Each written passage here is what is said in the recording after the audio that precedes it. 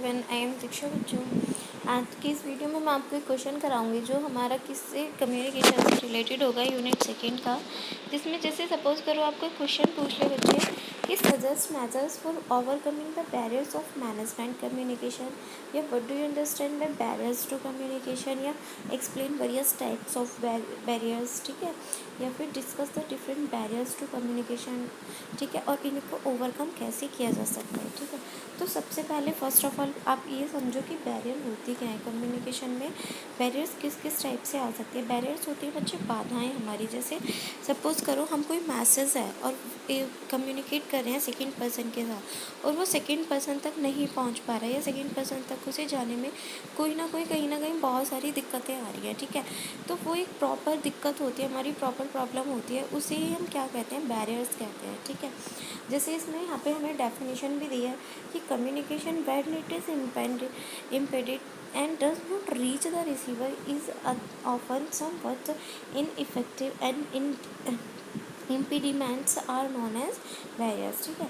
in other words, communication barriers are the factors that inhibit the effective flow of information. That communication barriers are the focus that inhibit the effective flow of information in the process of communication, ठीक है। अब इसके types कौन कौन से होते हैं, कौन कौन सी बैरियर्स हमारी हो सकती हैं। देखो बच्चों, हमारी 4 टाइप्स की बैरियर होती हैं, लेकिन उसके पार्ट्स अलग अलग होते हैं। 4 टाइप्स की कौन कौन सी होती हैं, आप इस चार्ट का स्क्रीनशॉट भी ले सकते हो, ठीक है।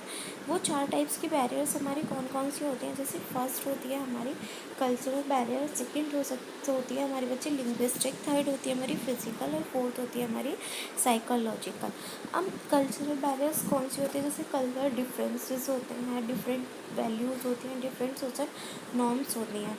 लिंग्विस्टिक कौन सी होती है, हमारी एम्बिजियस होती हैं, जार्गन होता है, हमारा इम्प्रॉपर मैसेज रिकॉर्डिंग होता है। नेक्स्ट हमारी फिजिकल में कौन सी होती है बच्चे, distance, noise, physical discomfort, physical, ठीक है। नेक्स्ट हमारी साइकोलॉजिकल में कौन सी होती है बच्चे, साइकोलॉजिकल में एनेक्साइटी, इमोशनल डिस्टर्बेंस, ओवर एरोजन। देखो जैसे कभी कभी क्या होता है, सबसे पहले हम कल्चरल बैरियर्स ले लेते हैं। कल्चरल बैरियर्स हमारी, जैसे सपोज करो मैं इंडिया से हूँ, ठीक है, और सेकंड मैं जिसके साथ कम्युनिकेट कर रही हूँ वो भी इंडिया का ही बंदा है, लेकिन उस मैं किस में बात कर रही हूँ, मैं हिंदी में बात कर रही हूँ, और उस बंदे को हिंदी नहीं आती, वो अपनी मराठी बोल रहा है, ठीक है। तो उसको हिंदी नहीं आती, वो मराठी बोल रहा है, या फिर वो कोई और लैंग्वेज यूज़ कर रहा है। तो यहाँ पर हमारी कौन सी बैरियर्स हो जाती है, कल्चर बैरियर, ठीक है। देखो, if the speaker and listener belongs to different cultures, अगर दोनों डिफरेंट कल्चर से बिलोंग करें and share different values, communication could become a difficult process. जैसे ethical, religious and social differences can often create misunderstanding when trying to communicate, ठीक है। अब देखो next है बच्चों हमारी लिंग्विस्टिक क्या होती है, जैसे improper message decoding during listening is recurrent barrier in the process of oral communication. Since the listener records the message incorrectly, it may lead to confusion and misunderstanding. While recording an oral message, the listener should concentrate on the linguistic cause, ठीक है। तो ये कौन सी barrier हुई बच्ची, हमारी linguistic. Next होती है हमारी फिजिकल। जैसे सपोज करो कभी हम फ़ोन पे बात कर रहे होते हैं, फॉर एग्जांपल हम फ़ोन पे बात कर रहे हैं, ठीक है, ए कम्युनिकेट कर रहे हैं बी के साथ फ़ोन पर। अब ए के तो नेटवर्क फ़ोन में सही है, लेकिन बी के क्या हो गए, फ़ोन के नेटवर्क चले गए, ठीक है। अब ए ने जो मैसेज बी को दिया वो मैसेज बी तक नहीं पहुंच पाया, या बी को और ठीक से उसकी वॉइस नहीं आई, तो ये हमारी कैसी हुई बच्चे, फिजिकल बैरियर हुई, ठीक है। देखो इसमें कहा physical distractions and disturbance can easily disturb the process of communication. जैसे for example if a receiver, मतलब मैं और मैं कम्युनिकेट कर रही हूँ बी के साथ, ठीक है। अब मैं ऐसे स्थान पर खड़ी हूँ जहाँ पर बिल्कुल साइलेंट मोड है, और बी ऐसे स्थान पर खड़ा है जहाँ पर क्या है, वहाँ पे नॉइसी पैलेस है, ठीक है। तो क्या होगा, बी ठीक से मेरी बात को नहीं सुन पाएगा, तो मेरा कम्युनिकेट कैसा होगा, पूरा नहीं हो पाएगा, ठीक है। तो यह कौन सी बैरियर हुई, हमारी फिजिकल बैरियर। नेक्स्ट है बच्चे हमारी साइकोलॉजिकल बैरियर हमारी कौन सी होती है, the psychological psychological barrier of communication is the influence of psychological state of the communication sender and receiver which creates an obstacles for effective communication. जो हमारी बाधा डालती है किसमें बच्चे, इफेक्टिव कम्युनिकेशन में। As listening is purposeful activity, any psychological or emotional turbulence of disturbance can prove to be a barrier to effective communication। ठीक है, जैसे सपोज करो lake of interest and disturbance. देखो जैसे सपोज करो बच्चों ए और बी आपस में कम्युनिकेट कर रहे हैं।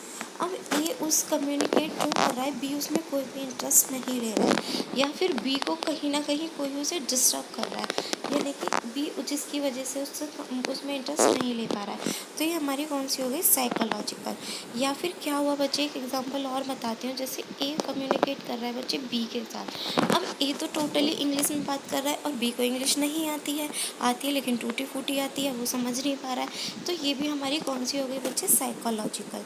ठीक है, इसके कुछ एग्जांपल्स हैं, जैसे फीलिंग और frustration, anxiety, sadness, fear influence receptions and receptivity, others ideas. जैसे सपोज करो कभी कभी होता है हमारा आज मूड ऑफ है, ठीक है, सामने वाला हमसे कोई भी कम्युनिकेट कर रहा है, कुछ भी हमारे साथ कंसल्ट करना चाहता है, हमारे को उसमें कोई भी इंटरेस्ट नहीं आ रहा है, हमारे दिमाग में क्या चल रहा है वही अपनी बातें हमारे दिमाग में चल रही हैं। नेक्स्ट बच्चे इसकी guidelines to overcome communication barriers, मतलब इसको हम कैसे ओवरकम कर सकते हैं। फर्स्ट है हमारी बॉडी एक्जिबिशन। बॉडी एक्जिबिशन मतलब in communication and listener should show his interest in listening. In non verbal sign the user should use to exhibit affirmative heads nods and appropriate. जैसे suppose करो हम आपस में एक दूसरे से कम्युनिकेट कर रहे हैं, तो कहीं ना कहीं अगर हम आमने सामने हैं, ठीक है, या फिर हम फ़ोन पे बातें कर रहे हैं, तो हमें उसके रिस्पॉन्स से क्या पता चल जाता है कि वो कितना इंटरेस्ट ले रहा है। बॉडी एग्जिबिशन से हमें क्या पता चल जाता है कि उसको मेरी बातें समझ में आ रही है नहीं आ रही। वो सब हमें किससे पता चलता है बच्चे, वो सब हमें पता चलता है उसके फेस एक्सप्रेशन से, उसके आई कॉन्टेक्ट से, उसके convey certain things to the speaker से। ठीक है, नेक्स्ट हम इसको ओवरकम कैसे कर सकते हैं, क्लियर ऑर्गेनाइजेशनल पॉलिसी। ठीक है, ऑर्गेनाइजेशनल पॉलिसी जैसे organisation should have adequate clear and explicit communication policies. मतलब हमें अपने कम्युनिकेशन में कौन सी पॉलिसी को फॉलो करना चाहिए जो हमारी क्लियर हो, मतलब सभी के समझ में आ जाए, कोई भी कन्फ्यूजन ना हो। मतलब हमें अपना मैसेज कैसे बोलना चाहिए, ऑलवेज क्लियर वे में बोलना चाहिए जो हमें कहना है। ठीक है, ऐसा ना हो कि तुम घुमा फिरा कर दूसरे को, सामने वाले को क्या कर रहे हो, कन्फ्यूजन क्रिएट कर रहे हो। नेक्स्ट बच्चे कम्युनिकेशन ऑडिट। कम्युनिकेशन ऑडिट का मीन्स क्या होता है कि means examine and evaluating communication network, communication functions and communication principles. If a communication audit is undertaken after certain interval, तो कम्युनिकेशन विल ऑब्वियसली इम्प्रूव। मतलब हमें कम्युनिकेशन को क्या करना चाहिए, ऑडिट करते रहना चाहिए, हमें चेक करते रहना चाहिए कि हम अगर कम्युनिकेट कर रहे हैं तो वो हमारे उसके प्रॉपर फंक्शंस हैं या नहीं है, प्रॉपर नेटवर्क है या नहीं है। नेक्स्ट बच्चे हमारा मैनेजमेंट डेवलपमेंट। मैनेजमेंट डेवलपमेंट होना भी हमारा बहुत ज़रूरी है। For improving communication skill management develop it necessary. The development is possible through the delegation of authorities, decentralisation, arranging. उसके लिए हम क्या क्या अरेंज करना चाहिए, जैसे seminar, workshop, provide training on computers and other electronic means of communication. ठीक है, नेक्स्ट बच्चे हमारा ओरिएंटेशन। ओरिएंटेशन में क्या करना है, जैसे हमें ओरिएंटेशन देते रहना चाहिए to make the employees efficient communicator. ठीक है, organisation can arrange various training programmes for them. ठीक है, नेक्स्ट बच्चे हमारा प्रमोटिंग इनफॉर्मल रिलेशनशिप। हमें हमेशा मैनेजमेंट को अपने वर्कर के साथ ऑलवेज फॉर्मली नहीं रहना चाहिए, कभी कभी हमें क्रिएट करना चाहिए इनफॉर्मल भी। जैसे कभी फॉर्मली रहता है तो उस बंदे के अंदर क्या होता है, हेजिटेट बनी होती है। ठीक है, और जो बंदा वो नॉर्मली इनफॉर्मल में बात कर सकता है, वो कभी भी वो फॉर्मली में नहीं कर सकता। तो उसके लिए हम जैसे कभी पार्टी कर लेते हैं तो हम एक दूसरे से इनफॉर्मल हो जाते हैं, कभी कोई किस्सा लेकर बैठ जाते हैं, अपने घर की बातें बताने लग जाते हैं, ठीक है। तो हमारा थोड़ा सा मतलब इनफॉर्मल रिलेशनशिप होना चाहिए। नेक्स्ट है हमारा प्रोविज़न फॉर फीडबैक। हमें जब तक फीडबैक का प्रोविज़न नहीं होगा तब तक हमें पता ही नहीं चल सकता कि हमारा कम्युनिकेट इफेक्टिवली है या नहीं है, क्योंकि उस फीडबैक मिलने से हमारी कोई भी मिसअंडरस्टैंडिंग क्रिएट नहीं होती, ठीक है। हमें पता चल जाता है कि हाँ सामने वाले को कितना समझ में आया और उसने हमें क्या रिप्लाई किया। नेक्स्ट है बच्चे रिड्यूसिंग इन्फॉर्मेशन ओवरलोडेड। हमें हमेशा रिड्यूस करना चाहिए इन्फॉर्मेशन इन ओवरलोडेड। एक साथ मतलब इतनी सारी इन्फॉर्मेशन नहीं देनी चाहिए कि सामने वाले को कुछ भी समझ में ना आए, ठीक है।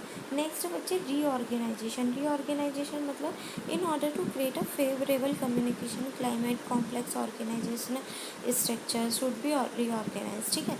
नेक्स्ट है बच्चे सेलेक्टिंग प्रॉपर टेक्नोलॉजी।